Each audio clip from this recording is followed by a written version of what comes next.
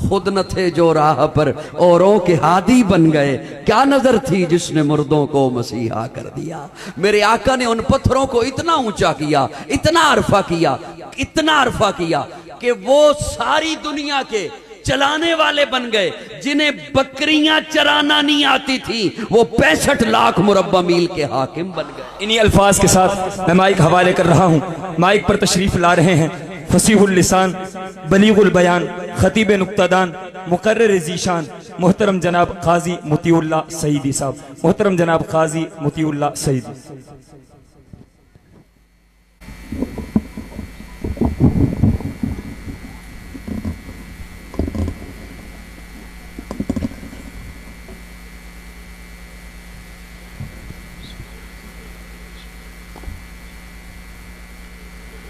الحمد لله رب العالمين والعاقبة للمتقين والصلاة والسلام على أشرف الأنبياء والمرسلين وعلى آله وأصحابه الطيبين الطاهرين، أما بعد فأعوذ بالله من الشيطان الرجيم، بسم الله الرحمن الرحيم۔ ما كان محمد أبا أحد من رجالكم ولكن رسول الله وخاتم النبيين۔ قال الله تبارك وتعالى في مقام آخر، محمد رسول الله والذين معه وشداء على الكفار رحماء بينهم، صدق الله مولانا العظيم۔ درود شریف پڑھ لیں، بلند آواز کے ساتھ درود شریف پڑھ لیجیے۔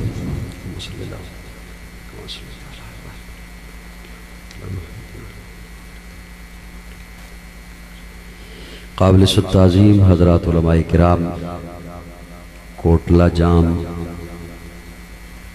اور مضافات سے تشریف لائے ہوئے غیور خالص نظریاتی سنی دوستو، السلام علیکم۔ غالباً آج 3 یا 4 سال کے بعد جامع مسجد صدیق اکبر میں حضرت مولانا علاداد صدیقی، مولانا علا بخش صدیقی، ان کے زیر سایہ منعقدہ اس سالانہ پروگرام میں عزیزم صاحبزادہ سعید الرحمن، عزیز الرحمن، حبیب الرحمن، حفیظ الرحمن، ان کے زیر اہتمام اس سجائی گئی محفل میں آپ سے گفتگو کی سعادت حاصل ہو رہی ہے۔ ہمیشہ کی طرح اس پروگرام کا ایک خاص تعلق، نسبت جوڑی گئی ایصال ثواب کی غرض سے عزیزم نصر اللہ مرحوم کے لیے۔ دلی دعا ہے کہ اللہ رب العزت ان کے درجات بلند فرمائے۔ 11 بجنے میں 5 منٹ رہتے ہیں میرے پاس، واللہ عالم آپ کے پاس بھی یہی وقت ہے یا کوئی اور ہے؟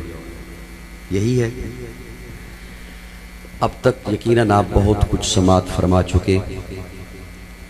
میں اب سوچ رہا ہوں کہ وہ جو آپ نے سماعت فرما لیا اسی پر گزارا کریں یا میں بھی کچھ سنا دوں؟ جی، اور میرے خیال میں میرے آنے والے ساتھیوں نے، عزیزوں نے آپ کو بلوایا بھی اتنا کہ جتنا آپ 2-4 دنوں میں بولنا چاہتے تھے وہ 1 گھنٹے میں بول گئے۔ یہ سبحان اللہ بتاتی ہے کہ یہ ایک ہی دفعہ ہوئی ہے، اب آئندہ نہیں ہوگی اس رات میں۔ پریشان تو نہیں بیٹھے ہو جی؟ محفل نعت میں ویسے بھی ایکو تھوڑی سی کم کیجئے گا اور آواز تھوڑی سی زیادہ۔ محفل نعت میں چونکہ نعت خواں حضرات زیادہ ہوتے ہیں اور وہ اپنے کلام کا مجموعہ پیش کرتے ہیں، کوئی ایک موضوع اس محفل کا یا کانفرنس کا نہیں ہوتا۔ وہ یکدم سے ابھی ایک موضوع پر ہوتے ہیں تو اگلے منٹ میں وہ بالکل اگلے موضوع پر چھلانگ لگا جاتے ہیں۔ خطیب کے لیے یوں جانا پہنچنا وہ ذرا مشکل ہوتا ہے، ربط ملانا پڑتا ہے۔ میں مختصر گھڑیوں میں اگر آپ کی توجہ میری طرف رہتی ہے، میرے خیال میں وہ ساتھی کہہ رہے ہیں کہ آپ بیٹھ جائیں، میں اب کچھ نہیں کہہ سکتا ہوں کہ بیٹھنے کی جگہ ہے یا نہیں ہے، مجھے نہیں پتا، ان کا کہنا یہ ہے کہ آپ بیٹھ جائیں تاکہ ہم بھی دیکھ سکیں۔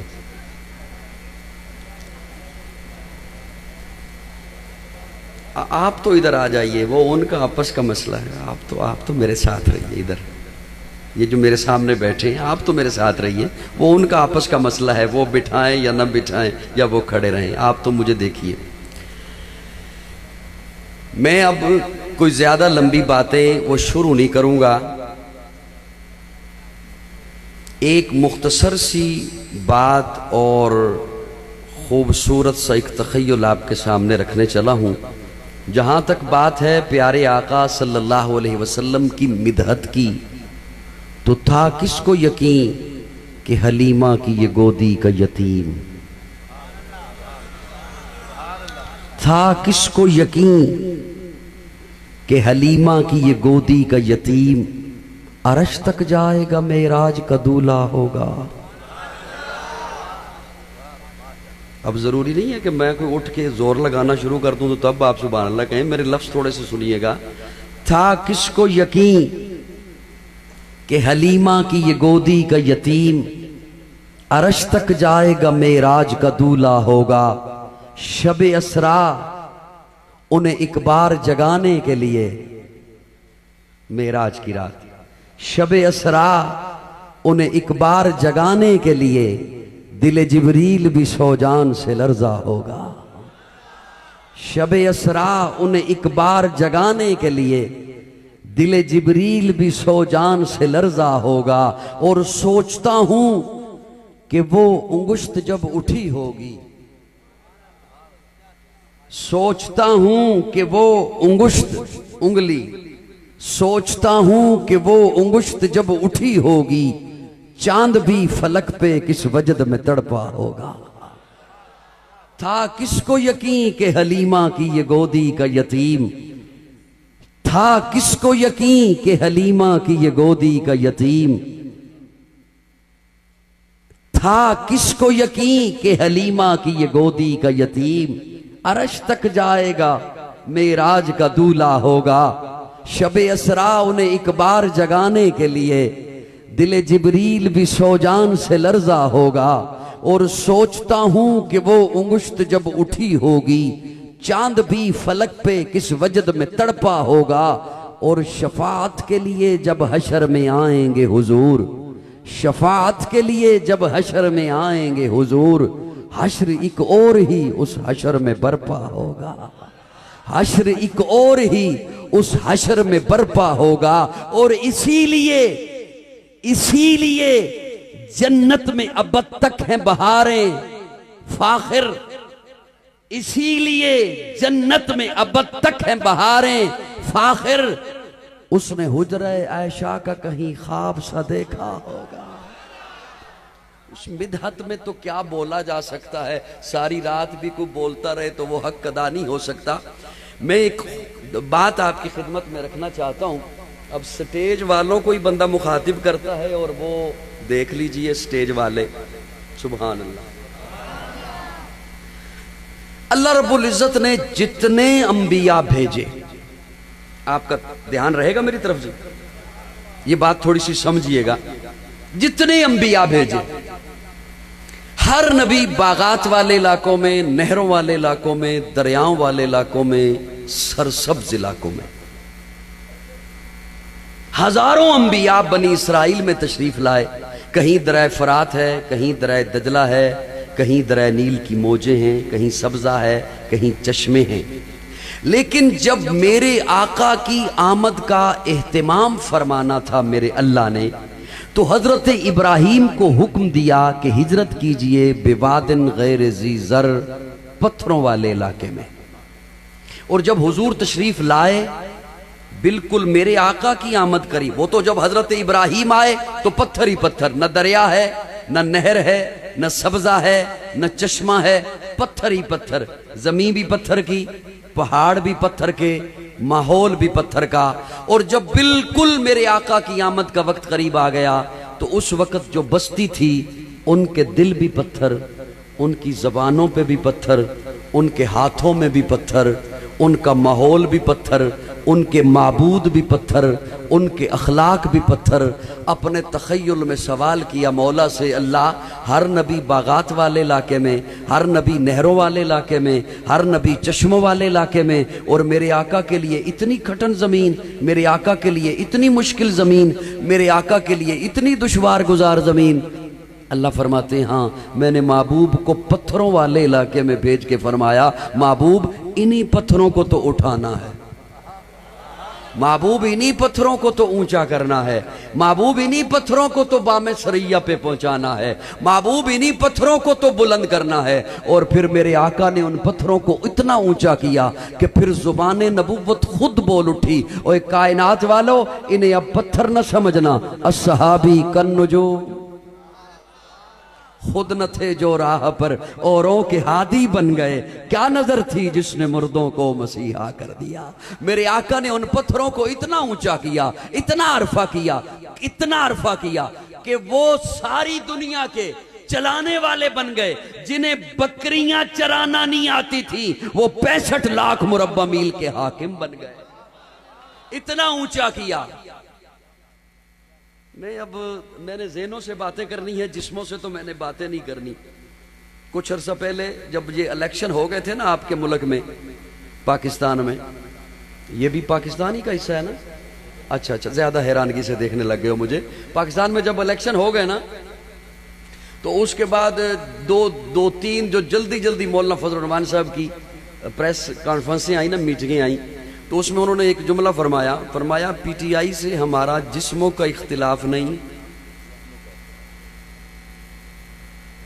ذہنوں کا اختلاف ہے۔ پتہ نہیں آپ میں سے کسی کو یاد ہے یہ جملہ یا نہیں۔ پی ٹی آئی سے ہمارا جسموں کا اختلاف نہیں، ذہنوں کا اختلاف ہے۔ کیا مطلب؟ جسم تو تابع ہوتا ہے ذہن کے، مسجد میں لے آئے یا ڈی چوک میں لے جائے۔ وہ کچھ سن رہے ہو مجھے میں کیا کہہ رہا ہوں؟ جسم تو ذہن کے تابع ہوتا ہے، اسے مسجد میں لے آئے یا ڈی چوک میں لے جائے، دھرنے میں لے جائے، روڈ بلاک کروانے پڑ جائیں۔ تو میں نے جسموں سے تو بات نہیں کرنی، میں تو ذہنوں سے باتیں کرنی ہے۔ تو ذہن تھوڑے سے میرے طرف رکھیے گا۔ میرے آقا نے ان پتھروں کو اتنا عرفہ کیا کہ جنہیں بکریاں چرانا نہیں آتی تھیں وہ 65 لاکھ مربع میل کے حاکم بنے۔ اتنا عرفہ ہوا، اتنا بلند ہوئے، اتنے بلند، وہ جو بلندی پہ پہنچے نا صحابہ حضور کی تعلیم سے، پھر ان کے ساتھ جو لڑی ملتی گئی اور آج تک مل رہی ہے، انہی کو سنی کہتے ہیں۔ بڑا جملہ تھا، آپ نے ضائع کر دیا اسے۔ انہی کو کیا کہتے ہیں؟ اور سنی کمزور نہیں ہوتا۔ اب میں کیا کر سکتا ہوں؟ آپ سنی، ہم کسی لفظوں کا معنی کریں یا نہ کریں، بعض لفظ خود اپنے معنی ہوتے ہیں۔ پاکستانی، یہ لفظ خود بتا رہا ہے اس کے پیچھے پاور ہے پاکستان۔ سر ہلاتے رہیے گا میں تاکہ بات کر سکوں جلدی۔ پاکستانی یہ خود لفظ بتاتا ہے اس کے پیچھے پاور ہے پاکستان۔ فوجی، اس کے پیچھے پاور ہے فوج۔ سعودی، اس کے پیچھے پاور ہے سعودیہ۔ امریکی، اس کے پیچھے پاور ہے امریکہ۔ سنی، سوچ لو پھر بول دینا، کوئی مسئلہ، اس کے پیچھے پاور ہے سنت، اس کے پیچھے پاور ہے سنت۔ ایک بندہ کہتا پھرے میں سعودی، تلاشی لو تو جیب سے اقامہ نہ نکلے، کیا رہ گیا پلے؟ ایک بندہ کہتا پھرے نا میں پاکستانی، کارڈ دیکھو تو شناختی کارڈ نہ ملے، کیا رہ گیا پلے؟ یہی تو قاضی کہا کرتا ہے۔ ایک بندہ کہتا رہے نا میں سنی، اس کے عمل دیکھو تو گھنگرو نکلے، سنت نہ نکلے، تو کیا رہ گیا پلے؟ پاکستانی، اس کے پیچھے پاور ہے پاکستان۔ فوجی، اس کے پیچھے پاور ہے فوج۔ سعودی، اس کے پیچھے پاور ہے سعودیہ۔ امریکی، اس کے پیچھے پاور ہے امریکہ۔ سنی، اس کے پیچھے پاور ہے، بولو، سنی کمزور نہیں ہوتا، اس لیے کہ سنت کمزور نہیں ہوتی۔ سنی بولے، سارے نہ بولے میرے ساتھ. سنی کمزور نہیں ہوتا اس لیے کہ سنت کمزور، سنی ضعیف نہیں ہوتا اس لیے کہ سنت ضعیف نہیں ہوتی. آپ کو کئی روایات ملتے ہیں یہ روایت ضعیف ہے، ارے چھوڑیے کئی احادیث ملتی ہیں یہ حدیث ضعیف ہے، لیکن آپ کبھی نہیں کسی سے سنیں گے کوئی کہہ رہا ہو یہ سنت ضعیف ہے. کبھی سنا جی؟ کبھی سنا؟ سنت حدیث تو ضعیف ہے، سنت ضعیف کیوں نہیں؟ اگر دھیان رہا تو آپ کی خدمت میں عرض کرتا ہوں، حضور نے انہیں اتنا عرفہ کیا، وہ جو کعبے کا ننگا طواف کرتے تھے انہیں اتنا بلند کیا، وہ جو بیٹیوں کو زندہ دفن کرتے تھے انہیں اتنا اونچا کیا، وہ جو تھوک پھینک کے چاٹ لیا کرتے تھے انہیں اتنا اونچا کیا، اتنا عرفہ کیا کہ پھر مجھے بتا دیا الصحابی کالنجوم فبأیہم اقتدیتم اہتدیتم، یہ میرے صحابہ تارے ہیں جس کے بھی پیچھے چلو گے ہدایت پاؤ گے. ارے حدیث تو ضعیف ہو سکتی ہے، روایت ضعیف ہو سکتی ہے، سنت اس لیے ضعیف نہیں. سنت اسے کہتے ہیں جس کے پیچھے عمل ہے صحابہ کا. عمل ہے، عمل ہے. آج اسی لیے تو سنت کے جو خلاف ہو وہ صحابہ کے خلاف ہو جاتا ہے، جو دین کے خلاف ہو وہ صحابہ کے خلاف ہو جاتا ہے. یاد رکھیے دین پہنچایا ہی صحابہ نے. دین پہنچایا کس نے؟ بلند آواز سے بولیے کس نے؟ اور یہ میں کہوں، کوئی اور خطیب کہی، کوئی اور نعت خان کہے، کوئی مقرر کہے، کوئی پروفیسر کہے، اس کی بات نہیں ہے. میرے اللہ نے صحابہ کو اتنا بلند کر دیا، عرفہ کر دیا کہ قانون بنا کر قرآن میں درج کر دیا اور بتا دیا مجھے کہ میں نے انہیں سندیں یوں ہی نہیں دی ہیں، میں نے انہیں ایوارڈ یوں ہی نہیں دیا ہیں، اور بتا دیا کہ ایوارڈ بھی صحابہ کو کون سے دیے ہیں. فرمایا التائبون صحابہ، الحامدون صحابہ، السائحون صحابہ، الراکعون صحابہ، الساجدون صحابہ، الصدیقون صحابہ، الصادقون صحابہ، والذین معا صحابہ، اشداء علی الکفار صحابہ، رحماء بینہم صحابہ، تراہم رکعا سجدا صحابہ، یبتغون فضلا من اللہ صحابہ، رضوانا صحابہ، لقد رضی اللہ صحابہ. یہ دین صحابہ نے پہنچایا. تھوڑا آہستہ بولو، وہ کوئی سن لے گا، آہستہ بولو. کس نے پہنچایا؟ کس نے پہنچایا؟ صحابہ نے پہنچایا. کیوں؟ میرے ذہن میں سوال تو کئی تھے، سوال میں نے جو آپ کی خدمت میں رکھنے تھے اور ان کا جواب آپ کو ایسے انداز سے دینا تھا کہ یہ سوشل میڈیا پہ جو پلمبر ٹائپ کے بولنے والے ہیں نا ان کی بولتی بند ہو جاتی. لیکن میں اب آپ کی زیادہ منتیں کرنے سے تو رہا، آپ جو یوں کر کے دیکھ رہے ہیں یہی کافی ہے. زیادہ بلوانے سے میں تو منتیں زیادہ نہیں کر سکوں گا شاید. صحابہ، ایک جملہ ذرا توجہ سے سننا میرا. کئی لوگ یہ انشاءاللہ بہت سارا کام ہو چکا ہے پاکستانی عدالتوں میں، تھوڑا سا رہ گیا ہے وہ بھی جلدی ہونے والا ہے انشاءاللہ. بہت سارا ہو چکا. پھر کئیوں کو یہ ہوتا ہے یہ چیف نہ لکھ دے، یہ جسٹس نہ لکھ دے، یہ سینٹ کا چیئرمین نہ لکھ دے، کچھ ایسا نہ لکھ دے، کوئی رکاوٹیں کھڑی کریں کہ یہ کچھ صحابہ کے بارے میں ایسا قانون اس پہ دستخط نہ کر دیں. کوٹلہ جام والو بولو آپ کی مرضی، نہ بولو آپ کی مرضی. اللہ فرماتے ہیں انہوں نے کیا لکھنا ہے؟ کاتبہ، میں نے لکھ دیا. سنی بولے، سنی بولے، سنی بولے.